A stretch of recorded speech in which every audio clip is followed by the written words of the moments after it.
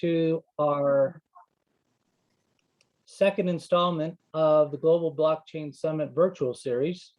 And the first one we did was really a success. We had Craig Fisher from the Treasury Department join us and talk about one of the innovative products that they're doing with payments to subcontractors using blockchain. And so today we have the pleasure of welcoming experienced team. We have Bob Bowman, who's a partner with Husch Blackwell. We also have Casey Kidwell from Husch Blackwell, who's an attorney with them. And then also we have Kyle Tutt, who is the co-founder and CEO of Pinata. And Kyle's been active in the NFT space for a number of years, going all the way back to 2017. And so let's just talk a little bit about this. Everyone who's joining should have a good familiarity with NFTs, which are non-fungible tokens.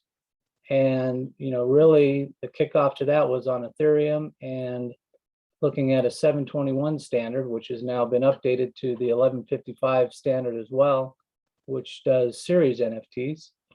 But today we're really going to talk about the legal rights associated with non-fungible tokens.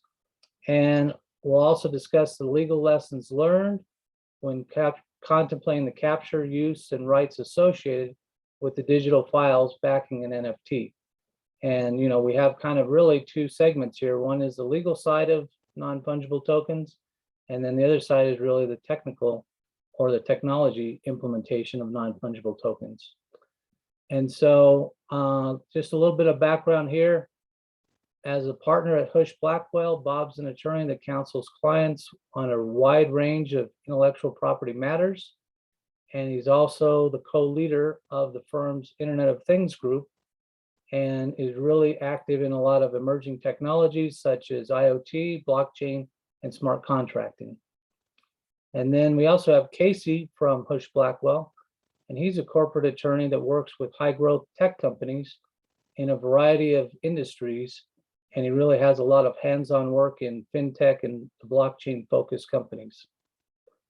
And then finally, on our panel, we're going to have Kyle Tutt. And Kyle spends every day thinking about non-fungible tokens or NFTs.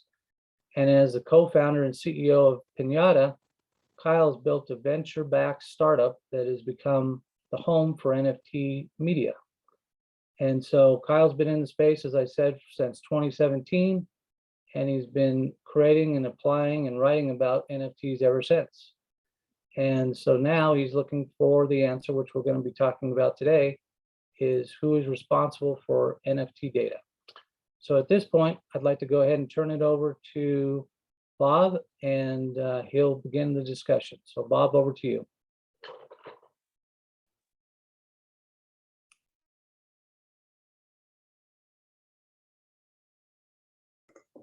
Sorry, sorry, John, for the delay. It's what you get when you have an IP attorney try and do something technical. So let me pull up the slides. So I'd like to welcome everybody and thank you for tuning in. It's a very interesting topic and one that kind of became apparent as we were approaching and helping Kyle out a little bit and just talking through the potential applications of NFTs. And we were kind of today in our preparations, we kind of came to one observation that, potentially there is the aspect that NFTs could kind of do for the tech creative industry. And I'm having a hard time sharing my my screen here, but let's see if I can do it. Do for the creative industry, kind of like what crypto, how that's disrupting. I think I got to do this. How that's disrupting the financial space, kind of creating a more seamless, more individual-based marketplace. So let's see if I am trying to get this to work here. All right, can people see my screen? Hopefully they can. You're all good. Okay, so again, this is kind of NFTs, who's really in control. And again, we have Kyle with Pinata, myself and Casey. And just as kind of a roadmap for where we're going, Kyle's going to kind of start out with what is an NFT, kind of make sure everybody's on the same background or has some of the same information.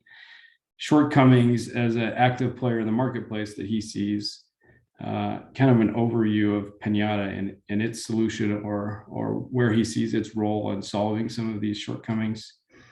I'll take over with legal issues and NFTs, because NFTs kind of align there's millions of applications for them, I think, in different respects, but a lot of how they've been used recently and kind of where a lot of traction maybe is in creative content. And so copyright law is what kind of governs creative content. So we'll focus on that aspect of NFTs for now.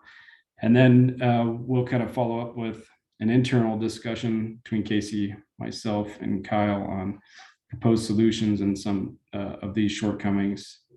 And I think we'll have time for a fairly robust question and answer and or breakout session at the end. So I'm going to turn over to Kyle now.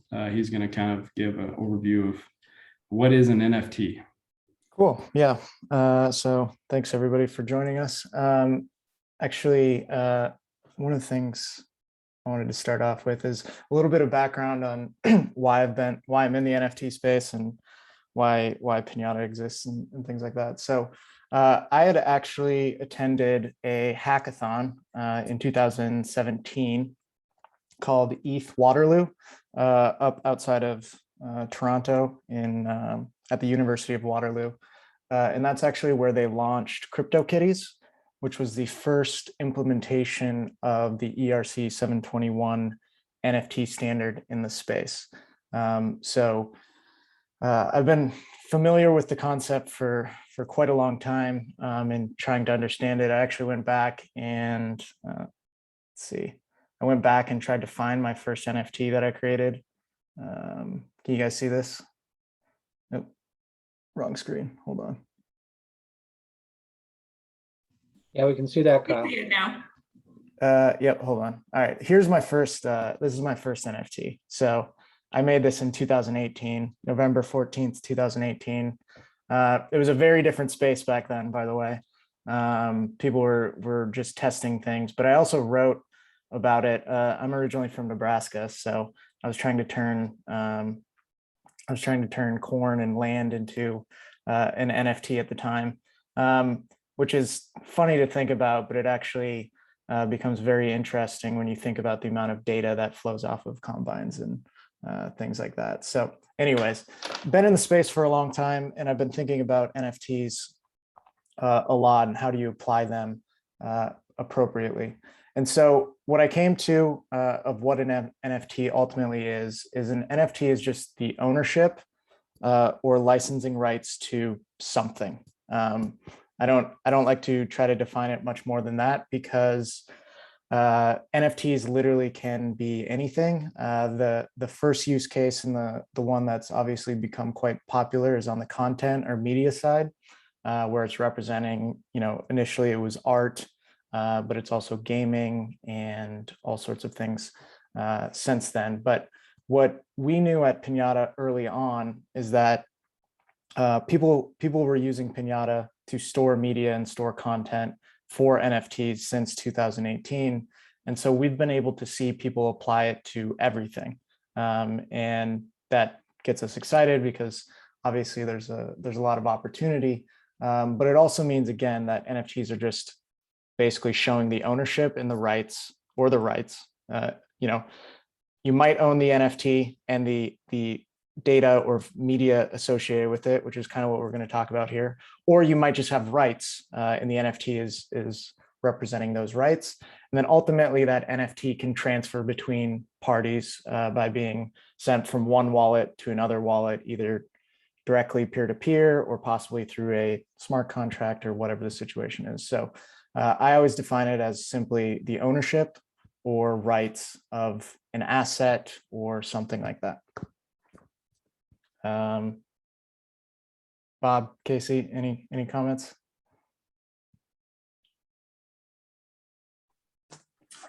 Yeah, thanks, Kyle. And thanks everybody for joining in. Kyle Kyle, why don't you talk a little bit about what you've seen as far as the problems in the space, starting with a digital file you created of a pinata. Where have things gone in the last 3 years or so, and what are the current problems?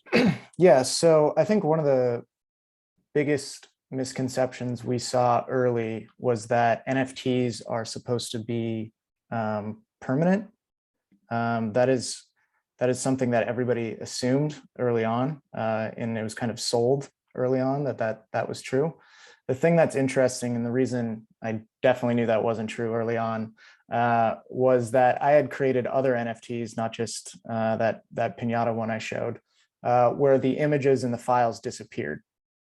And so we knew early that they disappeared, and we knew early that all of these NFT platforms that were talking to us wanted to understand where should their data exist and who should actually be responsible for it.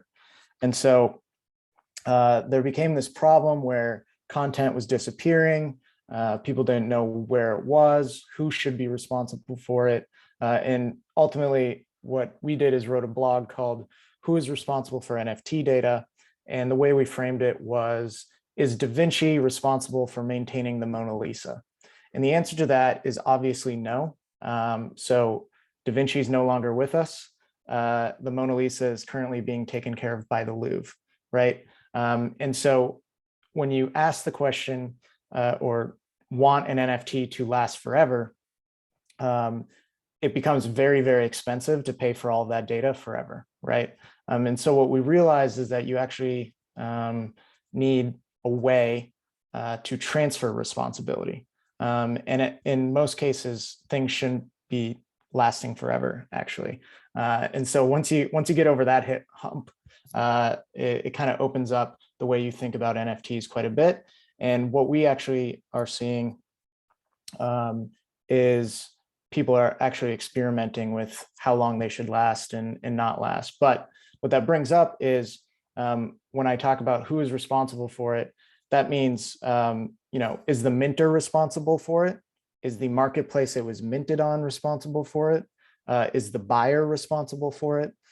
We don't really have an opinion about that, but the thing we do have an opinion about is that it needs to be declared up front. And in a lot of cases, it's currently not being declared up front of who should actually be responsible for this data. One thing I'm actually going to do, step back a little bit, is so I defined what is an NFT. It's ownership of something or the rights to something. But from a technical level, what an NFT is a token sitting on a blockchain that is going to last as long as the blockchain lasts. And then there's the media or the data or the files that are sitting off chain, right? And so really NFTs are the on-chain representation of something off-chain, and that off-chain thing is stored as files or data or something like that. And so what happens is they can't transfer it. They're not saying who should be responsible for it. And ultimately it's creating friction in the market where things disappear or people don't know if they should host it or if they shouldn't host it. Some people are like, infinitely hosting these things. So you have like every marketplace in the space is hosting the same data multiple times because they don't know who should be responsible for it and who shouldn't. And so, yeah, it's a huge kind of mess, I guess, underneath that is happening with the data and the files of these NFTs out there. Kyle, it's a lot to go ahead, Bob. Oh, I was just going to say, from, I know it's very, this sort of technology, well, the technology is not, but the applications of NFT to creative content is kind of in its infancy as far as people are testing out different models. Is there something on a transactional level besides for the initial minting or offering, let's say for, on how the legal rights to these NFTs are communicated to buyers in the marketplace that you found is kind of creating some uncertainty or uncertainty in the marketplace? Yeah, so one of the things that we're seeing is that most NFT applications out there aren't declaring or aren't communicating the legal rights of the files or of the assets to the buyers. And if they are doing it, they're doing it on the website, and they're not doing it with the NFT itself. And I think that is another kind of shortcoming in the space, is that a lot of people will never actually go to the website that an NFT may have been minted from. And so when you have like terms of conditions or your legal rights sitting over here on a website, and this NFT can basically travel anywhere, it can go anywhere and be anything in pretty much any application. What we're seeing is that there's more friction where people don't know what they're actually getting.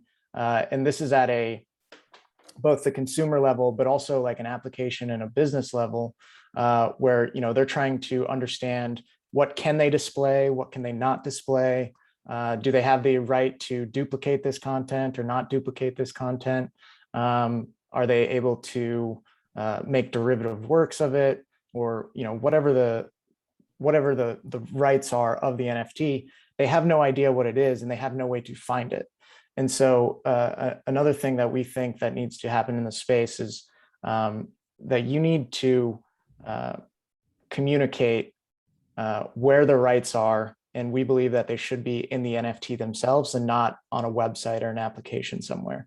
And what that will enable applications and consumers to do is then know where to go to understand what their rights are, what their ownership or rights are to the NFT itself. And so we think it should actually be embedded directly into that NFT. And currently that is not the case for a vast majority of these NFTs. It's not in the NFT itself, it's sitting somewhere else, if there is one at all. So kind of as an example for people like me who aren't super technologically proficient, an example we've kind of been discussing is if you buy a painting, you buy the painting on a piece of canvas that you can put up on your wall, but that's the only rights you have to it in that application. You don't have the rights to make prints that you sell to friends, or to take a picture of it and put it on a t-shirt or put it on a mug or something like that. So there's, but usually there's a bunch of common law right now that's implied in these transactions of physical items. But when you get to the digital space, there's really, applying traditional common law to that can be a little awkward. Yep, absolutely. And again, people probably have different intentions for their NFTs. We've talked with some artists who are very, concerned, or they want it to be very locked down with what types of rights you actually get. You might not get any. You only get the rights to display it, on your computer screen or wherever. And others, one of them being Bored Apes, which is a popular NFT right now. They give you full rights.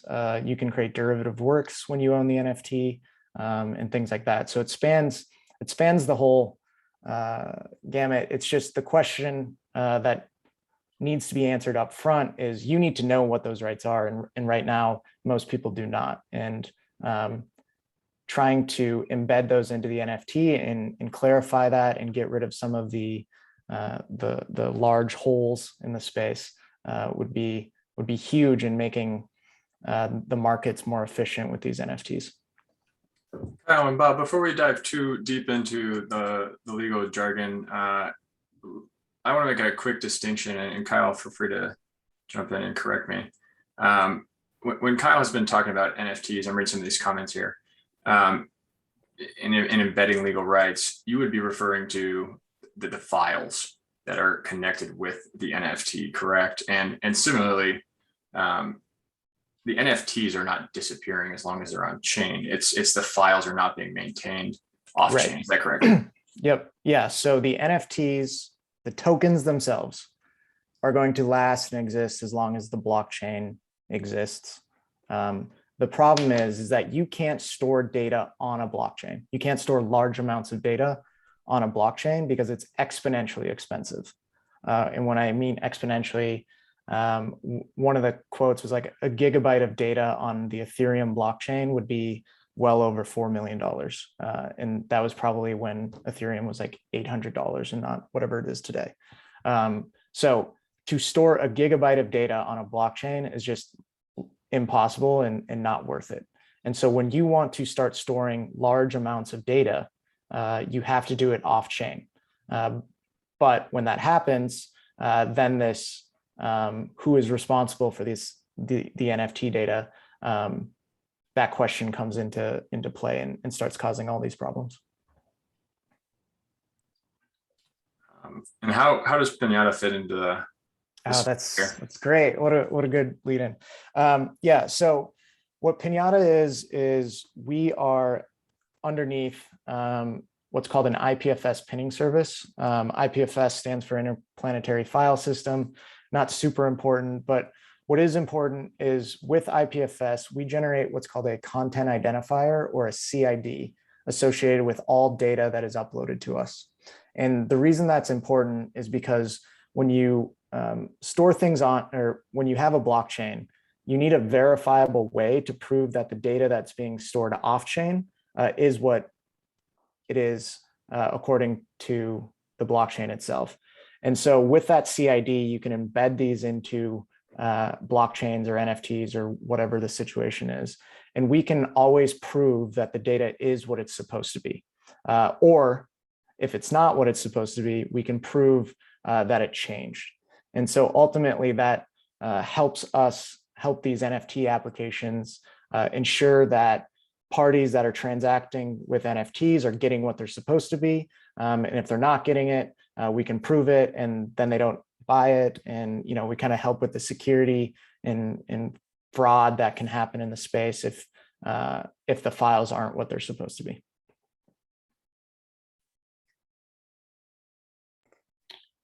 So Kyle, from a rights perspective, would the rights be then encoded into the CID, or would that happen later in minting the NFT? Yeah, so the way that it could work is you upload data with a CID or a content identifier, and you also upload the rights as a CID. And you can embed both of those into an NFT, and then they're going to travel together. And so everybody's going to be able to read this content or read the content of the NFT, know what it is, know what the legal rights are, and then do whatever it is that they want to do with the NFT after that. And so by embedding it into the NFT as a CID, you have proof of what it is. You know, the contract didn't change. If the contract did change, you know it happened, things like that. So the same benefits on the content side can also apply on the legal side.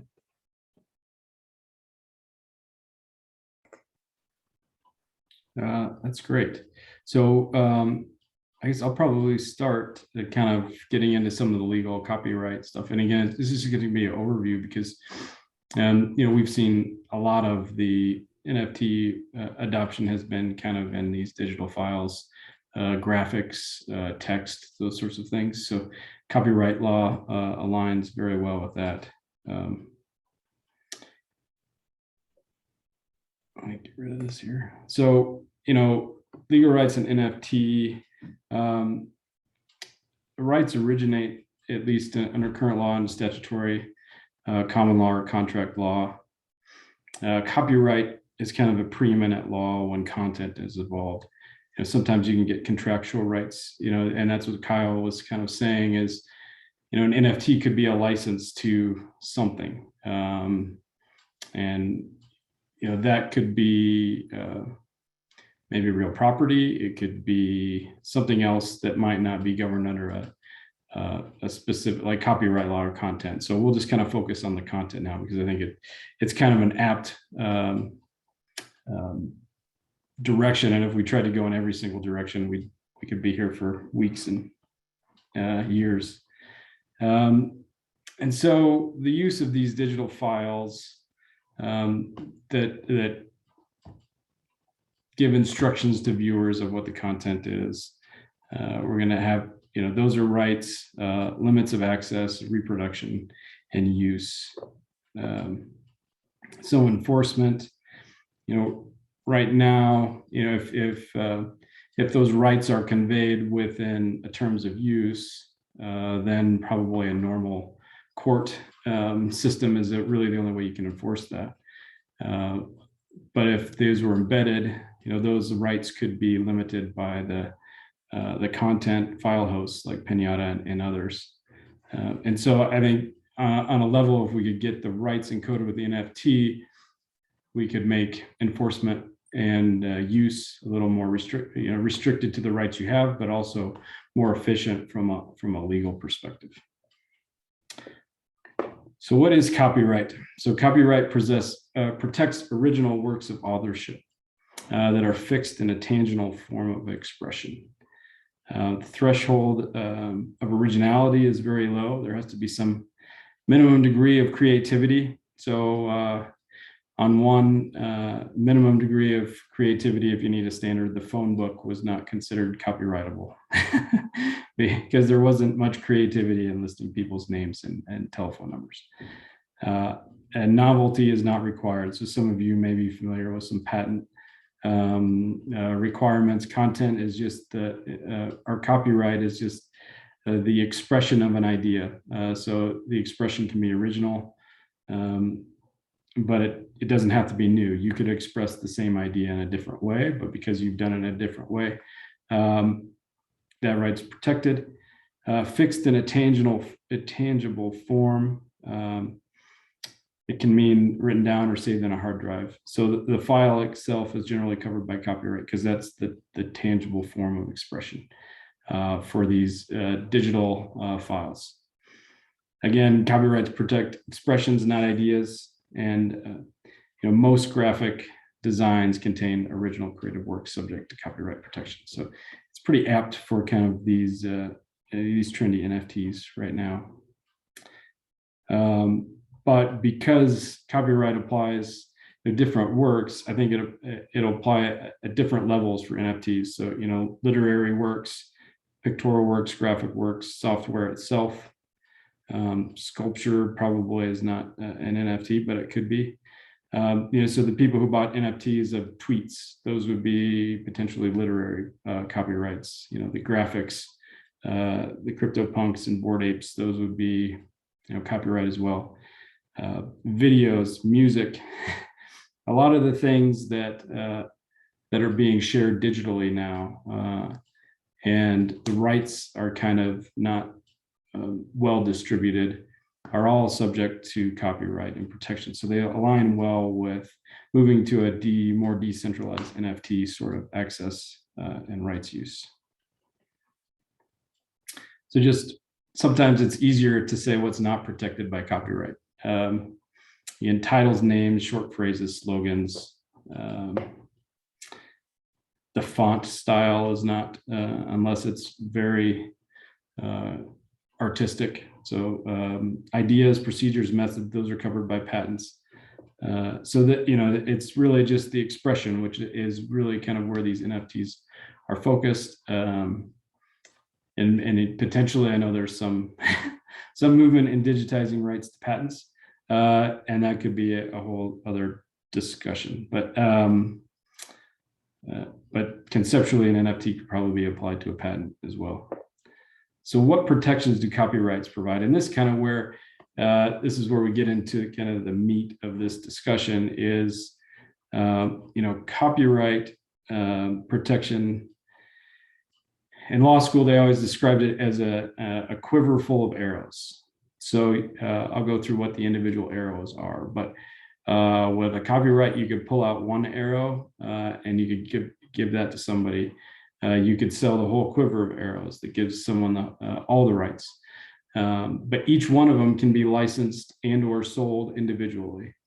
And so one of the rights is the right to reproduce the copyrighted work in copies or in phono records. And that's, that's probably a fundamental right if you're selling anything tangible from the rights, graphical rights, let's say. So you buy a graphical NFT and you want to make t-shirts or coffee cups or something tangible from that, you would need the right to reproduce. To prepare derivative works based upon the original. This is another one, I think, which Bored Apes allows and CryptoPunks may not, is, just for an example, is prepared derivative works is you could take, if there was you could modify that graphical work and you would own the rights. If it's content like, like a Star Wars book or movie, and you had a right to prepare derivative works, you could take those characters and create another movie based on that original copyright protection and those sorts of things. So that's another valuable right. To distribute copies, this is the one where you can make money. So you can license, or you can sell a bunch of copies for music. This is a big one because you're going to distribute that to the people who are consuming music. To perform the copyrighted work publicly. So this is another example. If you go to a bar or a restaurant or a public venue that has music playing overhead, right now what these venues have to do is they license that music through an ASCAP license. There's a couple distributors that kind of control the rights to that song, and you pay a monthly fee and you can play all the music in that library. But that's a very inefficient, it's efficient for the current state of the market because you can just pay one fee and you don't have to license each individual song, but you're paying for a lot of songs you don't use that might not be popular. But that right to perform is one that these music distributors apply to sort of public venues. Then there's the right to display the copyrighted work publicly. So this is, again, is kind of, if you buy a painting or you have someone paint something for you, this is really implied when you purchase the painting that you can put it up and display publicly. But that's another right that you would have that you could mint into the NFTs is where can you display this work publicly. So, technically you could buy the rights to a graphical file, but not have the rights to display it publicly. So you just own the file as it sits on in storage, but you can't publicly display it. So if I can, I'd jump in here Yeah. in the NFT space where this is most interesting is what we see is the NFT minters will say, you only have the right to display the file if the person that owns the file is in the application. And if they're not in the application, then you do not have the right to display the file, is kind of how they phrase it today, which is interesting, interesting approach. I don't know if it's good or bad long-term, but that's kind of the standard right now. Okay. Yeah, and so one application that I think we've discussed with Kyle is, like a virtual museum where you could have your own viewing room and show publicly what NFTs you own to your friends or to just the general public who show up and walk in Casey's NFT room, and you could see all the crypto kitties that Casey has. But so this is kind of right now. What we see is these rights are kind of considered by the people who are minting the NFTs. They're not really considered or understood by the people who are buying the NFTs. So there's a market inefficiency that's created, and in order for these things for the market to increase exponentially and scale, that inefficiency in the market probably needs to be cut out.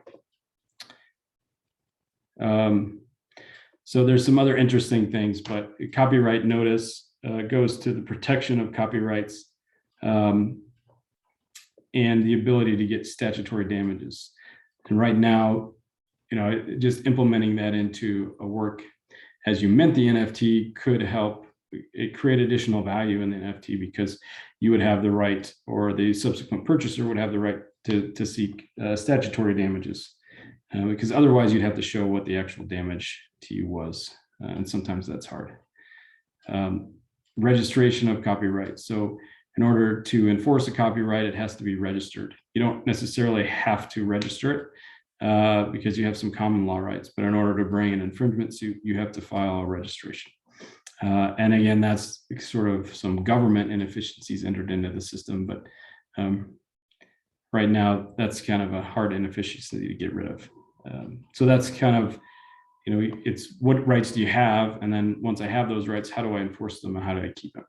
So from an NFT perspective, maybe reducing the reliance upon the US law enforcement or judicial system and having some sort of internal governance and controls would help create efficiencies there. How long does a copyright last? This goes to kind of one of the comments Kyle made earlier, is how long should a file last, or how long should these rights last? Well, under the current statute, there's some limitations. So it is for the life of the author plus 70 years. And that increased in 1978. I think it probably Disney was a big reason why this increased. And so, you may see this change, but you give, and that was to create sort of the market in Mickey Mouse, because it was created, and under the old laws, when it was created, the copyright was going to run out, and Disney did not like that. They were one of the players. There was a lot of players. Music became a lot more popular from a economic perspective too, and a lot of those songs, as they were created and song, their copyright was coming up for running out, so the music publishers wanted to extend that. And so there is some when you mint rights, at least in creative content, there's going to be some end of life for that, and maybe that that probably needs to be communicated or somehow documented too. So for if you know who the author is, it's their life. So after they pass away, plus 70 years. For anonymous works, it's 95 years after the first publication, or 120 years from creation, which is ever the shortest. Oh, this is an example. The author has been dead for 100 years, but can I use the works? Probably, but there are some creative ways that people have tried to expand rights to this. So it's one of those things. It's not a done question, but for NFTs that are created and content that's created now, this probably won't be an issue for any of us on the phone or on the webinar. So I'll just go through copyright infringement because it's kind of goes into that force the rights. And if you can limit uses on a technological level, you kind of take this out of play potentially. You have to show that the plaintiff has a valid copyright. If it's in the US, you have to show they have a valid copyright registration, that the defendant had access to the work, that the work is substantially similar to the original, and that the plaintiff was damaged by the infringing work. So the defendant obtained profits from such work. And then that the defendant has no statutory or constitutional defenses. And so I think one of the things with the registration is that could provide value in that you don't have to show this item 5 that they were damaged, because the statute provides you damages. So that's kind of a value add. Could be valuable in to a purchaser in NFT. And there are some statutory and constitutional defenses which may or may not somehow be encoded or recognized, but need to be considered. So you can get damages or statutory damages. You can get up to $150,000 per infringement, and attorney's fees if you can show that somebody intentionally copied and really damaged you. So having the registration and the ability to seek statutory damages is really valuable to a copyright. And I think it gets lost a fair amount in the creation of content just because people don't know those sorts of things. there is a defense. There are a few sort of statutory or legally recognized defenses to infringement. One is fair use. For example, an educational use, like if a teacher in a classroom setting shows a clip of a video, they probably can't be liable for that. It's kind of a four-part test: the purchose and character of the use. Is it commercial, not commercial, educational? The nature of the work, is it super creative or is it closer to the non-original side? The relative amount of the work copied. And so if you were commenting on a book, for example, and you reproduced a paragraph in order to write your commentary, that would probably be a fair use because you used one paragraph of a 200-page book. And then the effect of the copying on the potential market. And so if you're creating a replacement, it's probably not a fair use. If it has no effect on the market, it's just commentary for educational purposes, then it also lend to fair use. So there are some subjective components to the copyright and your rights and what other people can and can't do with those rights. But in a digital space, that may or may not be able to be reduced. Parody is another one. I think Weird Al has made a career of this and kind of taken themes of songs and made his own. And all of that has been under parody. So using the same music under his sort of funny words, those would be uses as a parody. And one of the tests is, does the parody transform the original? So again, there's a lot of subjective findings that support copyright infringement or not, which is subjective things are fairly difficult, at least in my understanding of coding, to kind of code. It's not a binary, a yes or no sort of equation, but the less you can reduce other things that are binary, the more efficient you can kind of create that process. So here's some potential solutions. I know we've kind of touched on them, and we can discuss these more. But to create more transparency, certainty in the NFT marketplace is potentially on the minting side to walk through the content, either producer or owner, and the rights that they have and how they can, which rights they want to assign to an NFT. So, we're looking at the copyrights, the arrows in the quiver, for example. You can mint an NFT for each one of those rights. And those could be individually separated, but sometimes there's not much value to distribute a work if you don't have the right to reproduce it. So you could bundle, the t-shirt bundle, and then you can further limit these rights to particular uses. And so we find that often I do a lot of software licensing. So, the license is for your internal purpose only. Right, so you can kind of contractually add to the statutory rights, which creates a system that has an infinite amount of options. But at least you could start at the beginning with the copyrights and kind of work that system through. And feel free, Kyle, to jump in.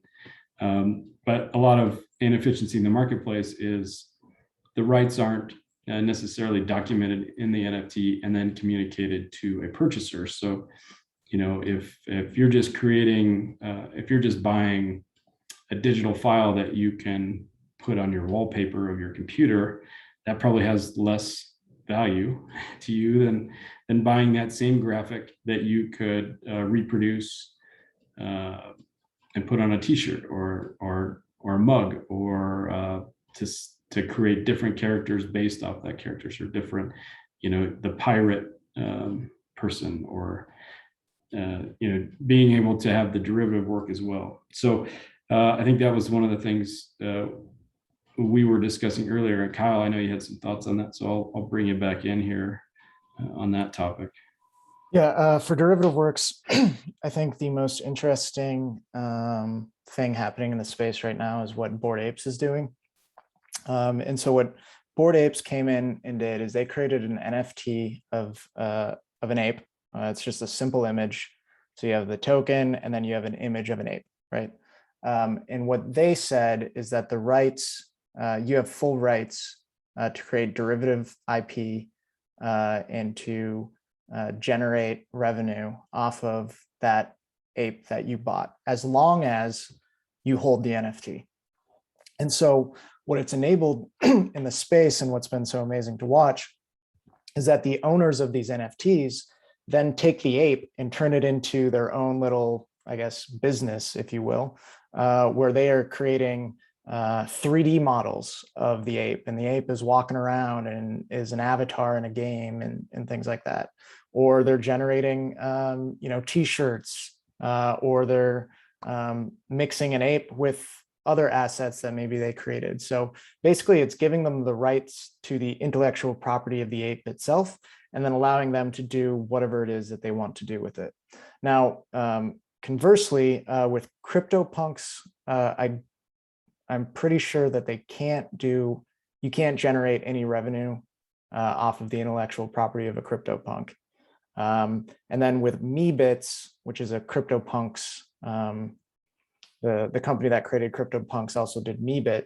I know with Meebit, what they said is you can generate up to $100,000 in revenue from a Meebit, but it can only be done on like t-shirts. So it didn't give you the intellectual property rights to like create derivative works of the Meebits or things like that. But it did say you could like take your Meebit character, slap it on a t-shirt and sell that up to $100,000.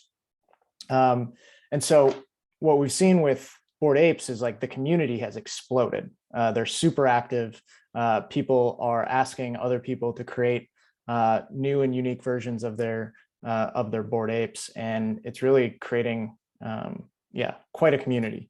What's interesting about that, though, is just because they say you can generate derivative work and there's an NFT associated with it, doesn't mean things can't go wrong. So what one of the NFT owners of a Bored Ape did is they created derivative work of the Bored Ape, but then they sent the Bored Ape NFT. You can do what's called burning. So you can burn tokens, and that means nobody owns it. And so this person sent their NFT to a wallet address that means it's burned and nobody has access to it. So it's basically just kind of in la land. That person doesn't own it. The minters don't own it. Nobody actually owns it, the NFT itself. And then they sold derivative work as an NFT of that Bored Ape after they no longer held control of it. And so according to what the Bored Ape contract said is they couldn't do that, and they actually got taken down. But it kind of shows you there are definitely gray areas that are being explored around NFTs and what it means to actually own the NFT or have the rights to the NFT and not, and who's ultimately in control of that NFT. Yeah, so that kind of brings us kind of full circle to the question of who should be in control of those rights. Is it the content provider who uploads the file? Is it the mentor who actually performs the process of linking that content identifier to the tangible entry on the blockchain that evidences ownership? And it kind of gets back, I think, we don't have an answer for that. I think Kyle has some suggestions on who that should be. As an intellectual property attorney, obviously my default is that the content owner should control what rights are granted and how they're granted. But from an operational perspective, there may be efficiencies and more certainty in the marketplace if those are kind of preset options, at least initially, from the mentors, so that you can select which rights you want to give. Is it a license? Once ownership is the first question, and then And that's fairly easy to convey. The secondary question is license rights. When you get to, any sort of content, but music is a great example. You can have hundreds of thousands of people streaming the same song on these streaming sites now. And those are just essentially temporary licenses to perform the work. So, can you divide up the license rights in a single NFT, or would you have to mint, 10,000 non-exclusive license rights to perform a musical work, of which you then create a limited marketplace, which may economic supply and demand may come into play, and then you may inflate prices. So it's kind of an interesting multidisciplinary approach. Yeah, and we definitely, so Pinata, the way we've thought about it is, again, the first step that we want to take is just getting the rights of whatever they're supposed to be, and whoever's supposed to be responsible embedded into the NFT, so that people actually know where to go to find them and they're easily findable. From there, there's going to be a bunch of innovation we feel around what those rights ultimately are, and there might be some consolidation towards specific rights for specific use cases that everybody uses. But the first thing is, knowing where they should be, and trying to make it as efficient as possible for people to find them. Because, at an individual level, like an individual person going in and finding the terms of service of my NFT, while not fun, wouldn't be too difficult. But at scale, like when you're an application and you're trying to read 1 million NFTs in a day, and you're trying to decipher what the rights are to them or not, and whether you can display them in the application or not, or are they colliding with each other? Can this NFT exist with this NFT, but this one can't exist with this one? Those types of things. You need to be able to answer those questions, excuse me, really quickly, at scale. And that's why we think they ultimately need to be in the NFT themselves and not off on a website somewhere that nobody can reach. So. Kyle, I'm going to ask you to kind of take that step further, and describe why they should be, the file, the rights should go along with the NFT rather than staying back with the, minting platform or whatever. How does that actually play out for subsequent buyers? Yeah. So what happens is somebody might buy an NFT. So let's go through a full chain. I'm a creator. I go to mint an NFT. I mint that NFT, and then it's on a marketplace because I want to sell it, right? So now we have the creator, the initial minter, and we have the marketplace. And currently today, we don't actually know who's in charge of the NFT itself. And then as that NFT is sitting on the marketplace, it gets bought and it's sent to a buyer, and now the buyer has it. And they may not have a relationship with that initial minter or necessarily the marketplace. And then it goes on to another buyer and another buyer, and so on and so forth. If it's not traveling, if the rights of that NFT, regardless of what the rights are, if they're not traveling with that NFT themselves, then you have no insight into where that NFT could have came from. And so if they're just embedded there initially from that initial creator or the marketplace, just kind of depending on who has the rights, then they can always find them no matter where that NFT is at and how many hands it's gone through. And so it gives you a clear line of sight to the rights and ultimately who initially created the NFT. And then you can make the proper decision and contact them if you need to, and those types of things. So you can follow what the NFT has been in the full history of it, and not just where you bought it from. So it's kind of like not to simplify it too much, but it's kind of like allowing for a Carfax on the NFT itself to be able to know that this person owned it and they did this with it, and here are the rights and here is why they could do that with it, and those types of things. So.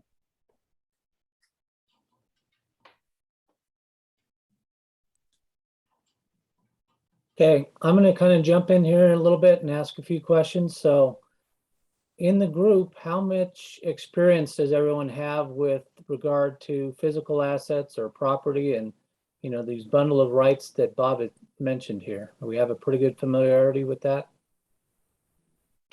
And if you want to just maybe post in the chat that, yeah, you understand it, or no, you're new to understanding this bundle of property rights.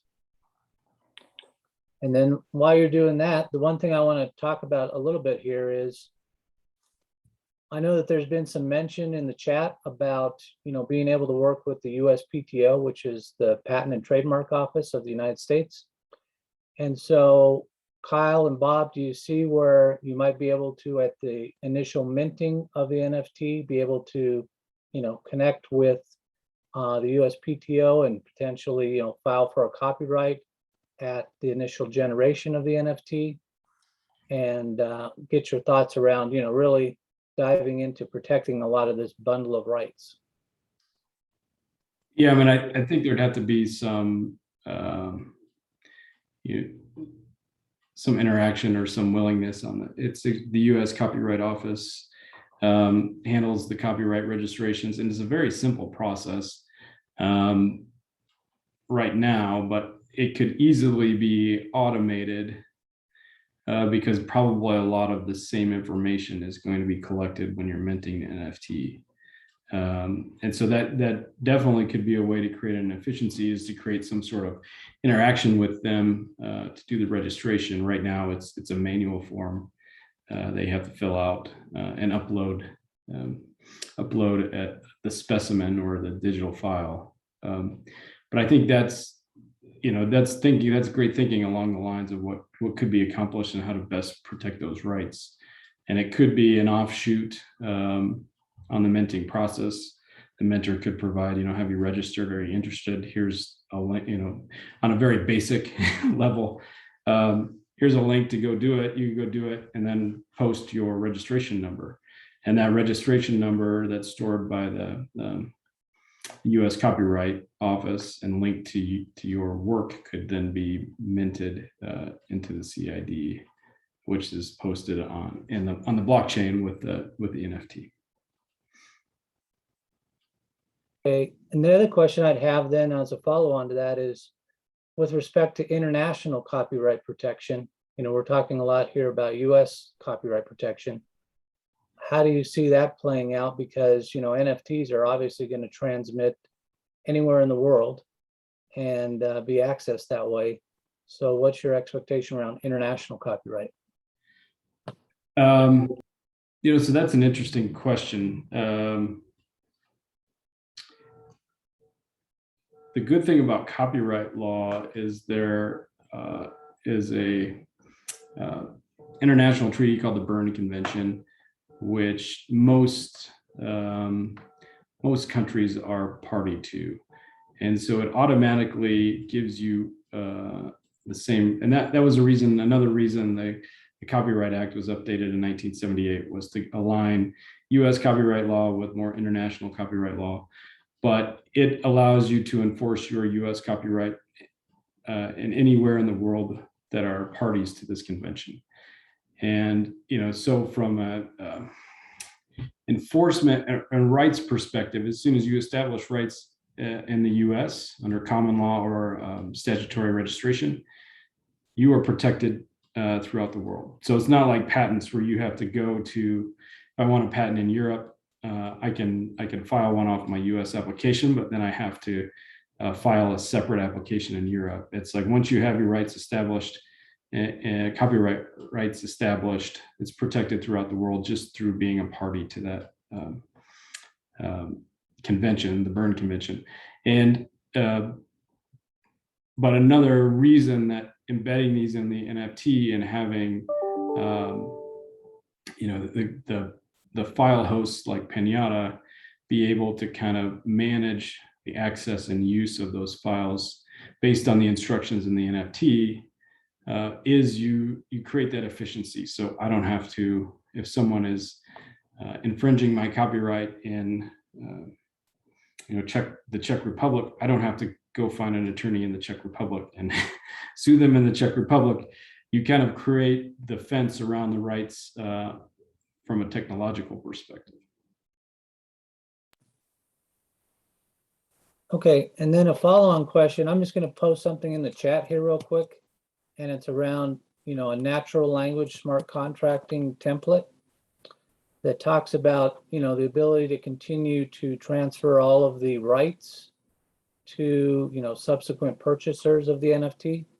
And I know Kyle had talked about that, it's kind of trying to trace back the provenance, but being able to, look at making a legal framework within, let's say, Pinata's NFT minting framework, to be able to always track through the provenance and the rights of, let's say, republication or derivative works throughout the chain. How do you see that playing out over time? And I guess I'll put that out to both Bob and Kyle. Yeah, I think it's going to be done through a CID. And so the reason for that is, so the way it works, if you're going to create an NFT with Pinata, the way it works is you come to Pinata, you upload a file of any sort or data of any sort, or it can even be an application. It's pretty much anything. You can upload that to Pinata. That generates a CID that is ultimately embedded into that NFT. So what that means is you can upload a contract of any sort with any kind of rights associated with it, and then embed it into the NFT. And that NFT, as it travels and goes anywhere, at any point, whoever owns the NFT at that time can read the CID and ultimately the contract behind it, the file behind it, and understand what their rights are and what their rights aren't.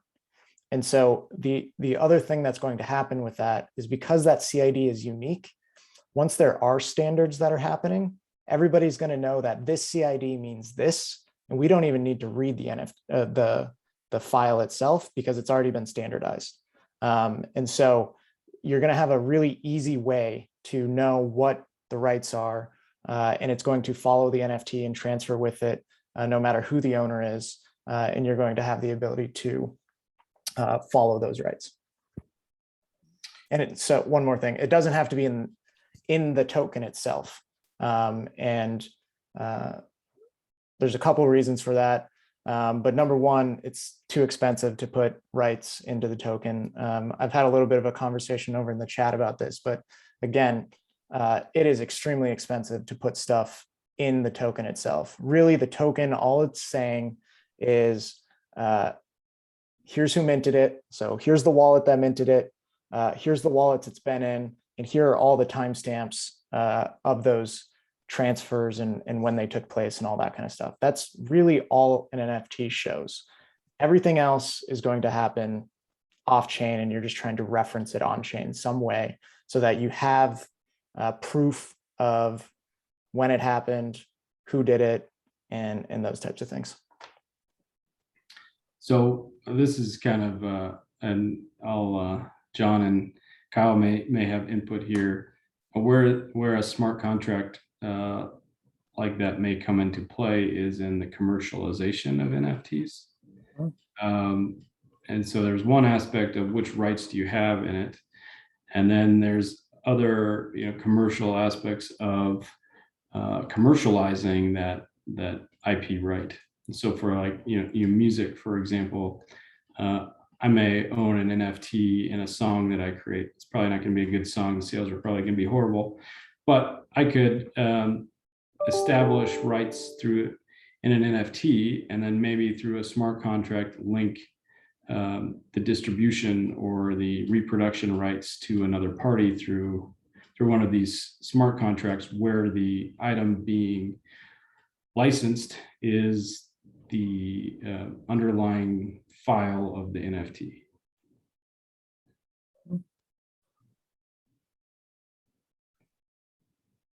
Is that a legitimate? Yeah, no, that's a legitimate, yeah. And really what we're looking at here, Bob, is really going forward.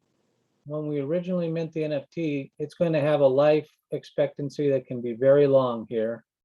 And when someone's going to look to be the next buyer of the NFT, they really need to have, clear guidance as to what rights in the bundle they actually own, so that when they go and resell the item, just like if we're talking about, I know the Mona Lisa has been mentioned in the chat, who is the true owner? Do they have a right to derivative works, and where can they sell that? And the buyer has what type of rights and what type of protection in what they want to do going forward as well. Okay, let's take a look and see if someone else has any questions in the chat that they want to address. I know we've had a yeah. great discussion there, but Kyle, go ahead and jump in. Rick Robinson is asking if that's all the NFT shows, then how is it bound to the CID?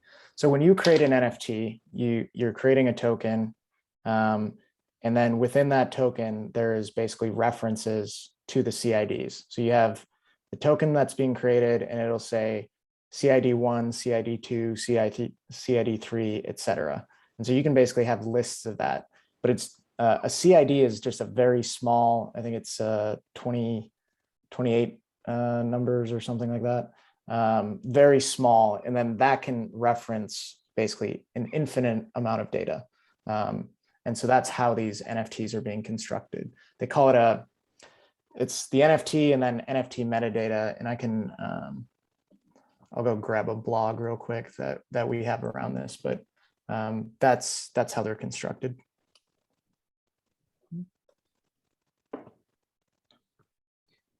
Yeah, and in layman's terms, for people like me, Kyle, it's kind of explained that the CID is like a hyperlink. And so it's, it provides instructions of what the content is and where it's located. Yep. And so the one huge difference between the traditional like cloud, like a URL, and CIDs or content identifiers on IPFS is that with a URL in the cloud, data is actually stored based on where it is, not what it is. And with IPFS, it's stored based on what it is. And so it seems very simple, but it's a pretty big change in the way things are stored. And that little change allows us to track what the data is and ensure that whether or not it's changed or not, because what happens is when you store it based on where it is, you can swap out the underlying image behind the scenes.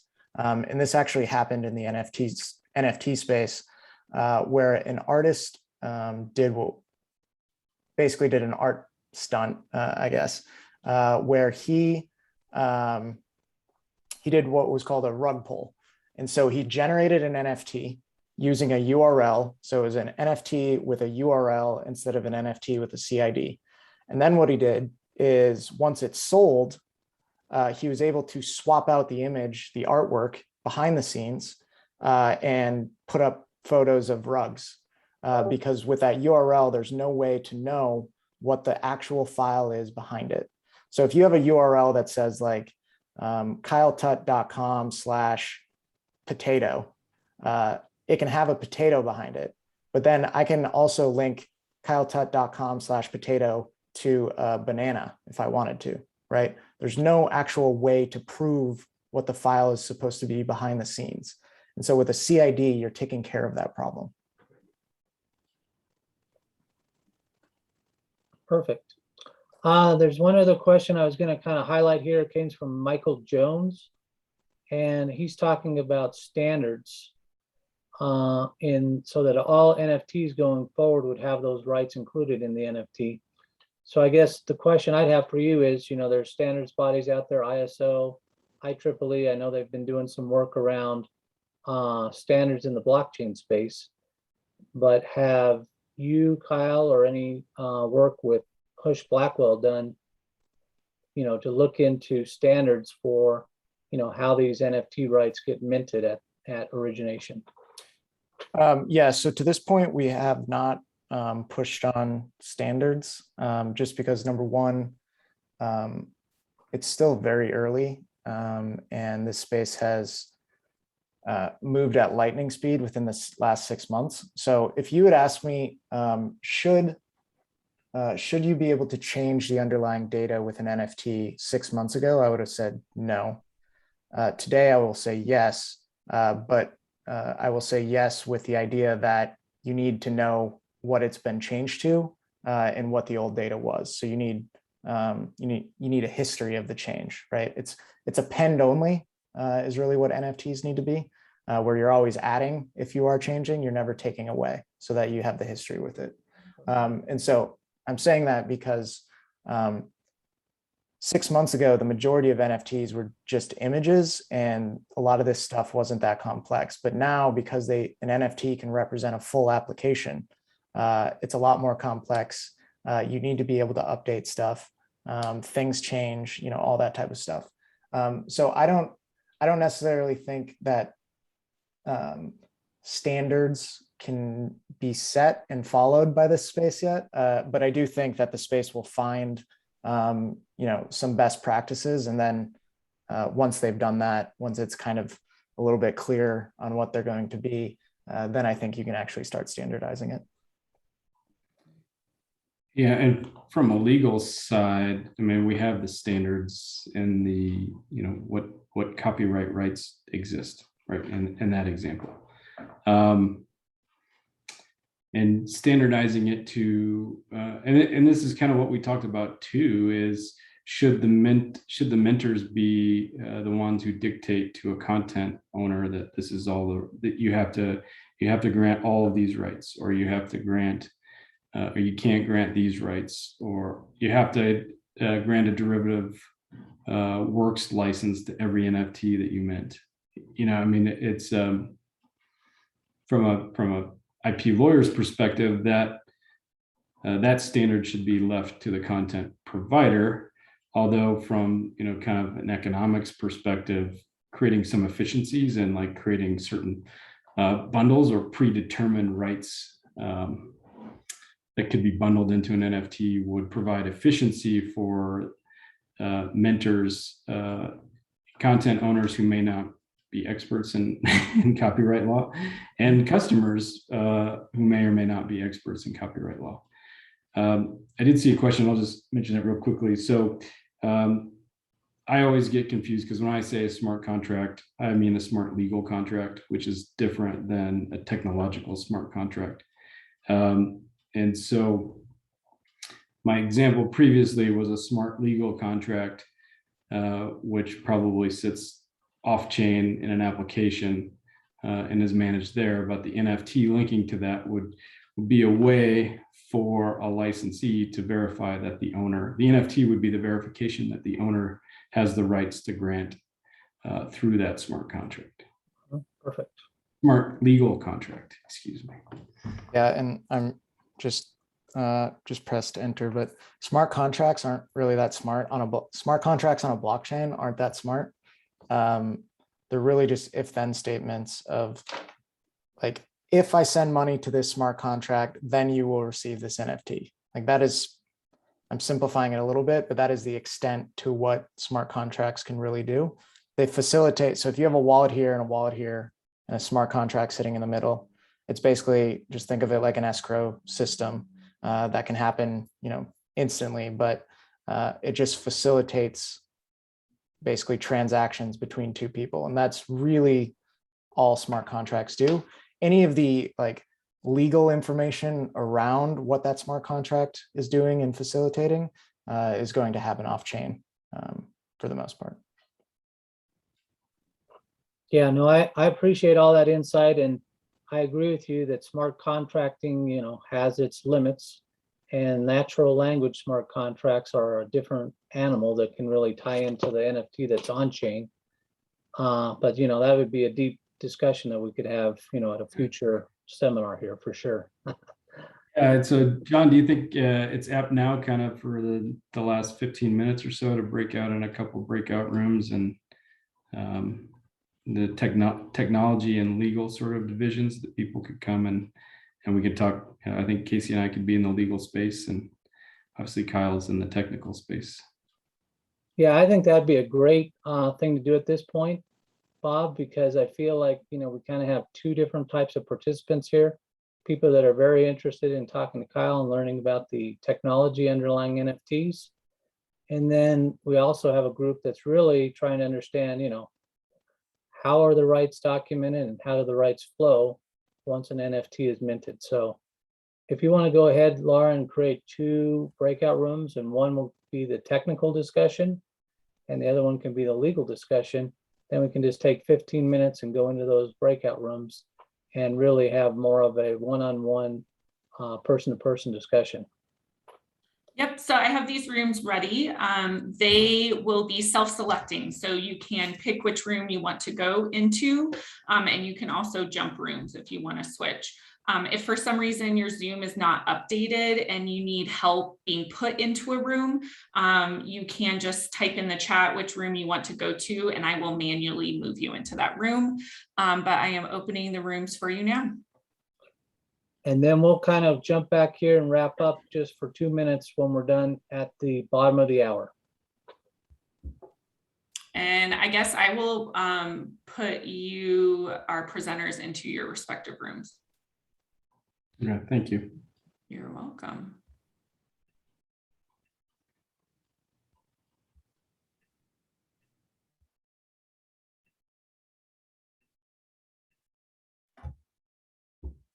John, do you want to go to either one, or you're on your own?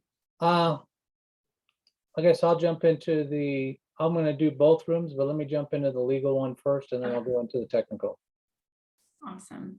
And if anybody's on the call, if you feel free to unmute yourself if you want me to, or you can't unmute yourself, actually. You have to use the chat.